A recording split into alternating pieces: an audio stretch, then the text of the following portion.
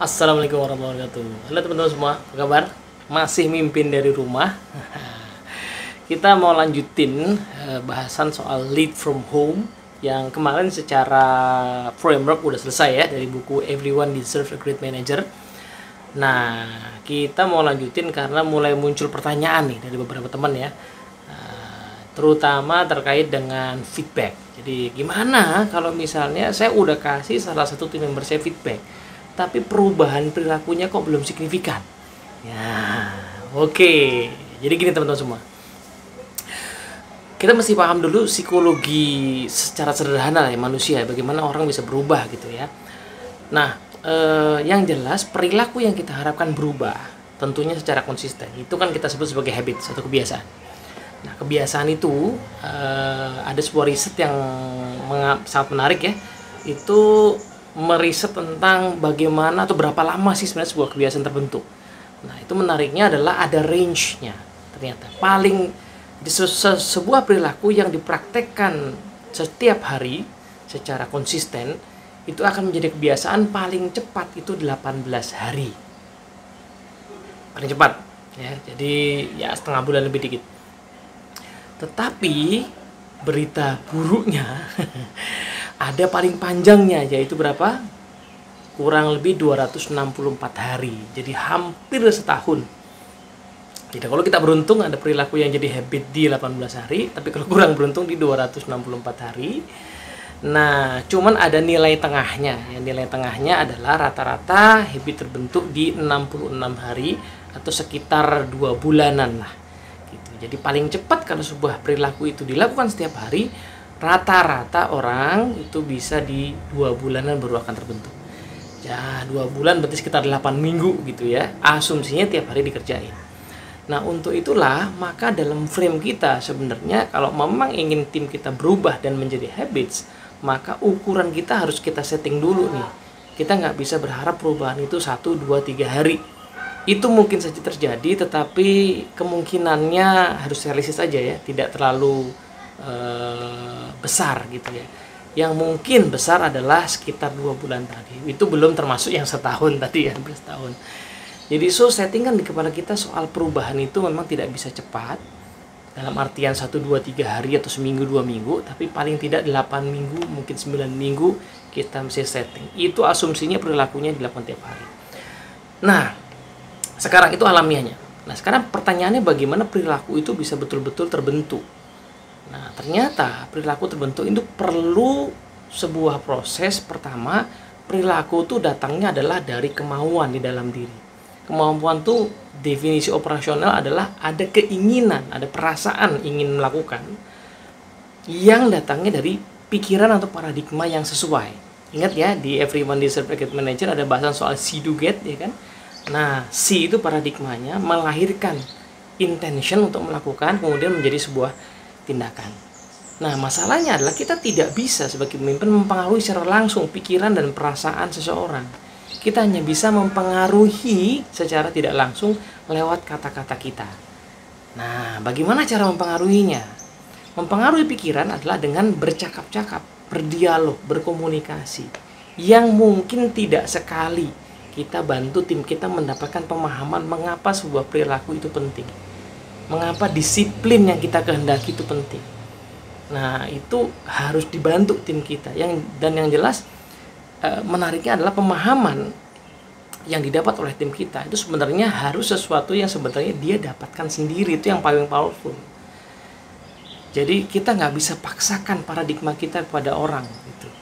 Nah, tapi kita bisa memberikan alternatif paradigma, menawarkan alternatif paradigma yang mungkin akan membuat dia kemudian klik dengan salah satu. Contoh sederhana deh. Ada seorang leader yang ingin memotivasi tim membernya untuk bekerja dengan lebih sungguh-sungguh dengan mengatakan, kamu kerja yang sungguh-sungguh, nanti buat keluargamu. Ya, itu motivasi yang cocok buat leadernya emang udah punya anak 3, anak 4. Tapi kalau tim membernya itu masih jomblo, ya elah pak, boro-boro keluarga, ya kan? Aduh. Nah, jadi nggak relevan atau belum cocok paradigma itu bagi tim member. tersebut gitu. Maka kita mesti menawarkan alternatif paradigma, wawasan paradigma kepada tim member kita yang somehow akan bisa klik dengan apa yang terjadi, konteks yang ada dalam pikirannya. Nah, dari paradigma yang klik itu akan muncul intention, kemauan, perasaan untuk bergerak, yang memang dia perlu waktu untuk menumbuhkan perasaan itu lebih kuat. Maka dari itu, ingat ada dua jenis feedback. Nah, feedback yang reinforcing sama feedback yang redirecting. Nah, feedback yang reinforcing fungsinya adalah menguatkan kemauan. Ketika sudah ada progres yang sedikit saja, lalu kemudian diberi penguatan, maka kemauan itu akan menguat. Oh, ternyata ada progres. Oh, ternyata saya diperhatikan. Ternyata benar ada manfaatnya. Itu akan muncul semangatnya lebih tinggi lagi.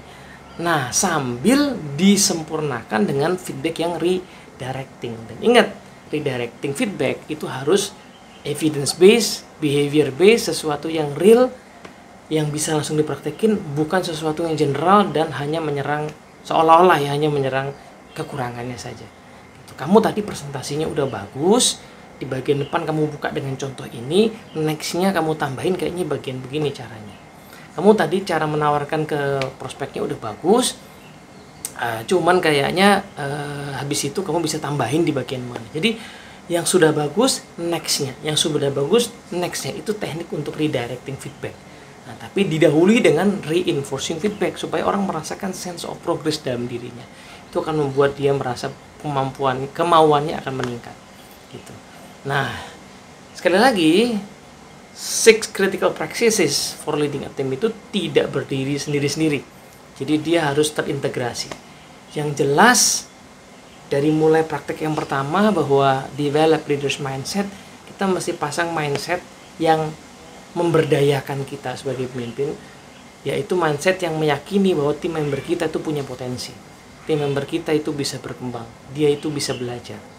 Nah, kalau tanpa sadar kita mengadopsi paradigma bahwa orang ini kayaknya susah, orang ini memang malas, maka akan sulit untuk kita tergerak untuk membimbing dia. Yang kedua, one on one itu nggak bisa, nggak wajib. Ya, tidak ada leader yang efektif yang tidak punya one on one, apapun namanya ya. Jadi one on one itu wajib. Nah, one on one temanya apa? Bisa praktek yang nomor 3, ya kan, misalnya ya why what how, membahas why what how tadi itu paradigma yang sesuai dengan pekerjaannya apa. Bisa praktek nomor 4 ya, bagaimana dia memberikan feedback. Bisa sekedar empathic listening untuk mendengarkan apa permasalahannya, ya kan. Bisa memahami praktek yang kelima, memahami dia ada di zona mana dalam perubahan ini. Bisa yang keenam ya, bagaimana dia memanage energi dan waktunya. Kadang-kadang isunya bukan pada pekerjaan itu sendiri, tapi cara dia mengerjakan pekerjaan yang mungkin perlu dikasih feedback. Nah, maka perlu diajari cara mengatur waktu, mengatur energi juga sama gitu ya. Jangan sampai ternyata dia perlu di feedback, oh ternyata dia mengatur waktu pekerjaannya yang membutuhkan energi besar justru ditaruh di belakang hari, di akhir hari ketika energinya sudah turun. Nah, sementara aktivitas pagi hari pola aktivitas yang tidak perlu energi besar. Nah, ini kan sebenarnya hal-hal yang bisa di feedbackin di tim member kita. Nah, paradigma yang paling mendasar untuk kita mau sebagai pemimpin melakukan hal ini adalah pemimpin itu selalu adalah merupakan seorang guru. Silahkan baca biografi pemimpin siapapun yang great. Kalau ditarik benang merah, ya, benang merahnya adalah selalu ada sifat, selalu ada karakter keguruan di dalam tiap pemimpin itu, yaitu keinginan untuk mendidik orang, menumbuhkan potensi orang. Apapun namanya, mentoring, coaching, ya kan, teaching, training, namanya bisa bermacam-macam, tapi selalu ada semangat, intention, niat keguruan dalam diri seorang pemimpin, karena tim kita ada di dalam wewenang kita bukan hanya untuk membantu mencapai target, tapi untuk ditumbuhkan potensinya. Moga-moga manfaat. Assalamualaikum warahmatullahi wabarakatuh.